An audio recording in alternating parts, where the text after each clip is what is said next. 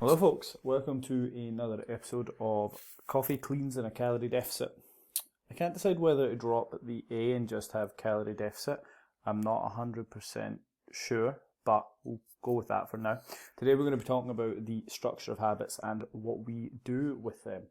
So, structuring behaviour change and habit acquisition, learning, whichever you like to call it, is a little bit more difficult than just A or B.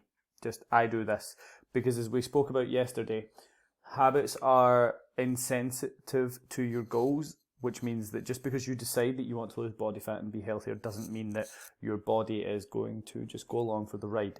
A habit is an ingrained behaviour. What we're going to talk about today is some structure to identifying habits and identifying ways of changing. And without further ado, we will go straight into it. So we want to begin by identifying our goals. Now we have three different specific types of goals that we're going to choose today, and none of them are wrong. It's just that they have different degrees of results when you focus on them. In my opinion, you should focus on all three. So, outcome goals. That is simply what are you going to achieve at the end of this? How many pounds of weight will you lose? How many kilograms will you have squatted? What will your body fat percentage be at the end of this? Although I don't agree with using body fat percentage, just go by calipers. These are good because they're quantifiable, and we'll go into that a little bit more later on. But I think these are good to have at the end because they give you a starting point and an end point. They're not the only thing you should think about, but they are great. So, learning goals.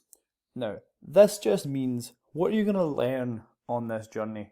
We learn about how calories work, macronutrients, weightlifting technique, how many calories you need to lose weight, to maintain weight, to gain weight. What are you going to get out of this experience? Are you going to learn something new about yourself, about a topic that you didn't know? Maybe both, I don't know. And lastly, behaviour. Now, this is the one that is considered the most effective from the research. However, that's not necessarily the only thing we should focus on. Behaviour change is simply what it says. What do you need to change in order to achieve your goals? Off the top of my head, for people listening to this podcast, I would be looking at nutritional habits, sleep habits, and training habits. What does your current situation look like? And how might it change as you become this different person? The next one, we have to have progression markers. Now, what gets tracked gets managed. And Andy Morgan said this, who is a really good coach, but I don't know if he copied it off somebody else, but I love it. That which gets tracked gets managed. I love it. It simply means that you've got something quantifiable. You've got some data you can look at and be like, right, okay, when I started coaching with Jordan, I was eating 0 full amino acid profile proteins, which just means like I was eating like broccoli and saying it was protein when really I should have been eating, I don't know, a protein shake or soy or something like that. And now I eat 3 types of protein a day and they are large servings. So that's easily quantifiable. She went from 0 to 3 a day, and then my client, my imaginary client, could then say, this also links into the fact that I am trying to develop more lean muscle and that I am changing to be a more health-focused individual because I'm including protein in my diet because it's important for my health. Things that you might track: calories, measurements, photos, your training log, how heavy you've lifted and how many sets, reps, weight, these kind of things. Servings of food for those that aren't tracking calories. Hours of sleep, hours of downtime, hours of free time. I just notice that more and more as I coach, that clients have less and less free time and more work, and believe you me, it does affect it. Things to consider. This is the last thing we're going to talk about. Now, trade-offs is a big one.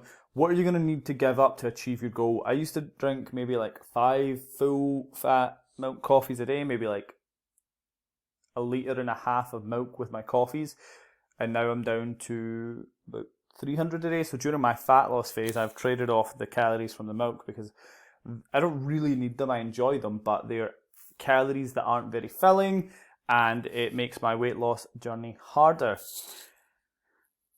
So you really need to look at what you're going to have to give up, because if you want to be very lean all year round, you're going to be in a fairly consistent low-calorie state unless you are using pharmaceuticals, i.e. drugs, to get into that state, which most influencers are. Funny that, isn't it?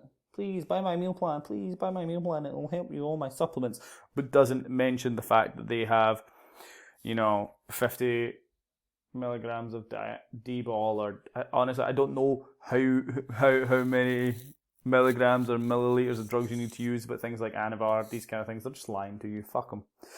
But anyway, back on track. Minimizing obstacles is a really simple one. If something's going to cause you to go off track from your goal, so let's say that you struggle to not eat sweet treats, refined sugars, like me, I just don't buy them in. I just don't buy them. If they're not there, I can't be tempted by them.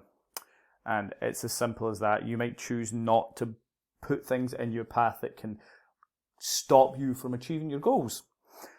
And now, the last thing you really need to think about and consider is that results take time, and I like to compare them to a pyramid. So a strong base, which is your habits, leads to a tall peak, which is the result. So if you build a strong base of habits, you are going to see the benefit of that. And that's where we'll leave it off today, folks. Now, if you've enjoyed this, you may feel free to follow me on Instagram at Jordan Fleming Fitness. That's Jordan with an A, Fleming with one M, and fitness as it is. You can also get me on my website, jordanflemingfitness.co.uk. There will also be a sign-up link for my emails, which I send out 3 times a week, sometimes more if I'm feeling particularly sharing. And yeah, they sound better than I do in a podcast. Tomorrow we're going to talk about how we make habits stick and how we make them work, because it's all well and good having the structure, but this is how you actually go about achieving them. Folks, thank you so much for watching. Have a wonderful day. Take it easy.